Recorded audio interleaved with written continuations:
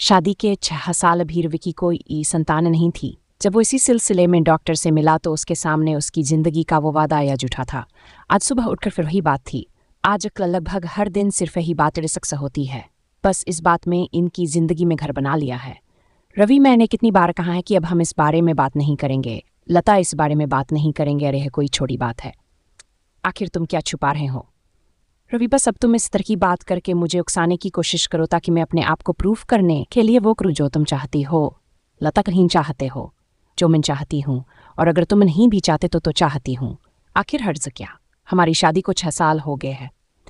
अभी नहीं रवि, लेकिन तुम ही तो पहले मना कर रही, तो फिर आखिर अब ऐसा क्या हो गया? लता, पहले मना क्योंकि उस समय नहीं चाहिए था। प्लानिंग करनी होती है, और अब चाहिए, इसमें क्या गलत है? रवि, लेकिन अभी क्या इतना समय हो गया है? हम लोग कुछ दिन और इंतज़ार कर सकते हैं। लता, लेकिन समय रहते ही अगर हम लोग सावधानी रखें तो फिर इसमें हर्ज क्या है? हो सकता हो बाद में हमें कुछ दूसरे तरीका सोचना पड़े। रवि, ठीक है, लेकिन अभी मुझे ऑफिस जाना, हम लोग बाद में बात करते हैं। रवि और लता की लव मैरिज थी। 3 साल की डेटिंग के बाद दोनों ने शादी कर ली। शादी को 6 साल बाद भी उन दोनों की शादी की शुरुआती सालों में वह खुद नहीं चाहते थे, लेकिन अब लता को लगने लगा है कि उन दोनों को किसी डॉक्टर को दिखाना चाहिए। उन दोनों इस बात को लेकर डिस्कशन होता रहता है। 2 महीने बाद लता वो इस बात के लिए राजी कर ही लेती है। लता, रवि, मैंने बात की है, कोई नई डॉक्टर आई है पास के बड़े अस्पताल में, स्वाति नाम है। मैंने उनका अपॉइंटमेंट ले लिया है। तुम्हें मेरे साथ चलना है होगा।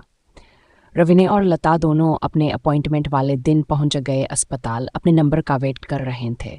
करीब 3 घंटे के इंतजार के बाद उनका समय आया डॉक्टर से मिलने का। दरवाजे पर जो था उसने उन्हें अंदर कर बैठने को कहा कि मैडम अभी आ रही है, आप बैठिए। रवि और लता दोनों धीरे फुसफुसाने लगा। रवि, इतना इंतजार तो पहले ही किया है और अभी इंतजार करना बाकी रह गया क्या? लता, हाँ, तो इसे से पता लगा सकते हो कि इनके पास कितने लोग आते हैं। कुछ बात है भी तो आते होंगे ना। कुछ समय बाद मैडम अंदर आई। एक फाइल थी उनके हाथ में। स्वाति को इंतजार करना पड़ा। मुझे बस 2 मिनट दीजिए, मैं आपसे बात करती हूँ। Lata, okay, no problem. Swati file पढ़ रही है और पढ़कर फ़ोन उठाकर कुछ इंस्ट्रक्शन देकर फ़ोन रख देती है। स्वाति, हाँ बोलिए लता जी। लता, मैडम में लता, और यह मेरा स्वाति लता की ओर देखती है और एक नज़र देखने के बाद फिर से वो देखती है। उसके चेहरे के हाव भाव बदल जाते हैं। वो कुछ सेकंड तक रवि को देखती रहती है। स्वाति ने रवि को अभी देखा, लेकिन रवि जब से स्वाति कमरे में आई तब से देख रहा है। रवि स्वाति की आंखों में भी देख नहीं पा रहा था। स्वाति कैसे भी कंट्रोल करके फिर से अपना सारा ध्यान लता की बातों में लगाने की कोशिश करती है। कुछ चेक उपवोलता के लिखती है और रवि के लिए उनके अस्पताल के ही डॉक्टर को मिलने की सलाह देती है। उससे मिलने के बाद जैसे रवि की बोलती बंद हो गई, वो नया कुछ बन गया। उसको पता था कि उन दोनों के बीच जो भी हुआ था उसका गुनहगार वही है, पर वो यह नहीं जानता था कि स्वाति से उसकी मुलाकात ऐसे होने वाली। जिंदगी उन्हें ऐसे मोड़ पर आकर मिलवा देंगी। रवि अपनी पुरानी यादों में खो गया। वो याद करने लगा उस दिन को। रवि अपने स्कूल में किसी के साथ झगड़ा कर रहा है। यह बात है उसकी 9 क्लास की।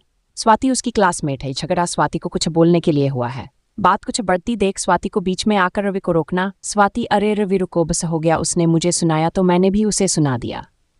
अब बात को खत्म करो, क्यों बहस कर रहे हो? बात को बढ़ा रहे हो। रवि, मैं बात को बढ़ा रहा हूँ, तुम्हारे लिए बोल रहा हूँ और हर बार तुम मुझे ही बोलती हो। स्वाति, मत बोल तू मेरे लिए, मैं अपने लिए बोल सकती हूँ। तुझे बोलने की क्या ज़रूरत है? इस बात को लेकर अब रवि और स्वाति में बहस होने लगी और वो दोनों एक दूसरे से बात करना बंद कर देते हैं। लेकिन फिर स्वाति रवि को हार को तरह मना लेती है। शुरुआत में रवि थोड़ा भाव खाता है, लेकिन फिर वो मान जाता है। रवि और स्वाति दोनों बेस्ट फ्रेंड है। स्कूल के बाद भी दोनों की दोस्ती बनी रहती है। दोनों को एक दूसरे के अलावा किसी की ज़रूरत नहीं होती। अपनी ही मस्ती में वो मस्त रहते हैं। रवि अपनी पुरानी बातों में खोया हुआ था, तभी उसे आकर लता हाथ लगाकर होश में लाती है। लता, कहाँ बन गया है?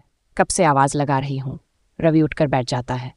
आखिर इतनी अच्छी दोस्ती थी, फिर रवि की ज़िंदगी में आज लता है, स्वाति क्यों नहीं?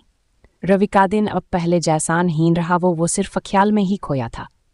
वो अपने ऑफिस जाने के लिए निकला जरूर था, लेकिन वो गया अस्पताल स्वाति से मिलने।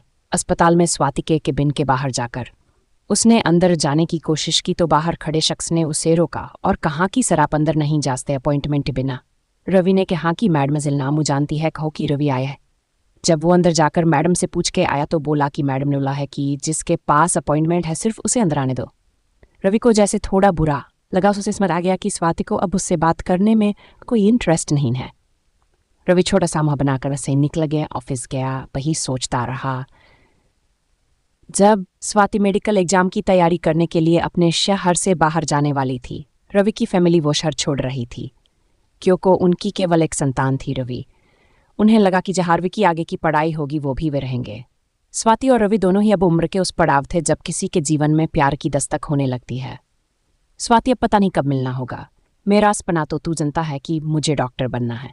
रवि, मुझे एक बात बोलनी है। किसी बात को आप अपनी कमजोरी बना सकते हो या ताकत। मैं आज से एक वादा लेने वाली हूँ। रवि, क्या वादा? स्वाति, देखिए तुझे भी पता है और मुझे भी कि हम दोनों अब सिर्फ दोस्ती नहीं बल्कि प्यार है। और मुझे ये पता है कि तू बोलेगा नहीं, मुझे ही बोलना पड़ेगा। तो मैं आज बोल रही हूँ, मुझे तुमसे प्यार है। लेकिन यह एहसास हमारा है। हमारे पापा ने हमारे लिए कुछ सोचा है, उनके भी सपने हैं। मैं चाहती हूँ कि हमारा प्यार हमारे फ्यूचर के आगे ना आए। कमजोरी नहीं, हमारी ताकत बन जाते हैं, फिर साथ होके खुश होंगे। मैं तुझसे यह वादा करती हूँ, मैं तेरी हूँ। क्या तू भी मुझसे कर रहा बात? मुझे मंजूर, पक्का वादा। और हाँ, मैं भी आपसे प्यार करता हूँ। मैं शायद ही कह पाता। तूने सही सोचा। इतना कहकर दोनों ने हग किया। स्वाति की आंखों में आंसू थे। स्वाति, देख, मुझसे ज्यादा सुंदर कोई मिली औजा तो तुझे मार डालूंगी। रवि इन बातों में होया ही था कि उसके फोन पर रिंग बजती है। कोई अनोनवे फोन रिसीव करता है। वो फोन स्वाति का होता है। स्वाति, हाँ, तुम मिलने आए थे? वो अस्पताल था। अभी मिल सकते हो तो आ जाओ। मैं स्वाति उसे एक कैफे में बुलाती है। रवि और स्वाति अब एक दूसरे के आमने सामने हैं। स्वाति, जैसे तुम छोड़ के गए थे वैसी हूं मैं, बदलती नहीं। जो बात मैं करती हूं उस पर रहती हूं। वो मैं। स्वाति, कुछ कहने या समझाने की जरूरत नहीं है। मैं ही पागल थी समझा जैसा मैंने सोच रखा है, वैसा तुम भी पक्का मेरे लिए सोच कर रखोगे। तुम्हारे लिए बहुत रोली, लेकिन तुम्हारे उस प्यार ने मुझे ताकत भी दी। मैं आज जो बन गई डॉक्टर। मैंने कई सपने सजा लिए थे कि तुमसे मिलूंगी तो ऐसा करूंगी, यह बोलूंगी, लेकिन तुम मिले ही नहीं। समझ आया मुझे तुम्हारी पत्नी को देखकर अच्छी सुंदर है। अब मुझे पता चल गया कि तुम क्यों नहीं मिले। चलो कोई बात नहीं। मैं अभी उस जो नशे निकली नहीं, इसलिए शादी नहीं कर पाई। पता नहीं आगे क्या होगा, लेकिन तुम्हारे लिए खुश हूं। और थोड़े बहुत इलाज की जरूरत है, उसके बाद तुम दोनों को बच्चा भी हो जाएगा। मैंने रिपोर्ट देखी है। रवि कुछ बोल नहीं पाया। स्वाति, चलो कोई बात नहीं, इतने साल बाद मिले, अच्छा लगा। अब हम दोनों के रास्ते अलग हैं। अब उस बात को लेकर तुम्हें अपना प्रेजेंट खराब नहीं करना चाहिए। रवि, तुम हर बार इतनी समझदारी की बात कैसी कर सकती हो? मेरे कुछ कहने के पहले ही सब बोल देती और जो समझ सोचने की जरूरत नहीं है। डॉक्टर हूँ और जहाँ अगली बार मेरे क्लिनिक में आओ तो अपॉइंटमेंट लेकर आना। अब मैं ऐसे ही नहीं मिल जाती। इतना खाकर स्वाति उठकर जाने लगी। रवि उसको रोकने की कोशिश नहीं करता। उसे पता है कि अब वो नहीं रुकेगी। आपको यह कहानी कैसी लगी हमें कमेंट कर ज़रूर बताइए। इसी तरह की अच्छी कहानियाँ आप हमारे YouTube चैनल पर देख सकते हैं। हमारे यहाँ कहानियाँ आपका मनोरंजन करने के साथ दिशा भी देंगी। तो बने रहिए हमारे साथ और हमारे प्रयास को सफल बनाएं।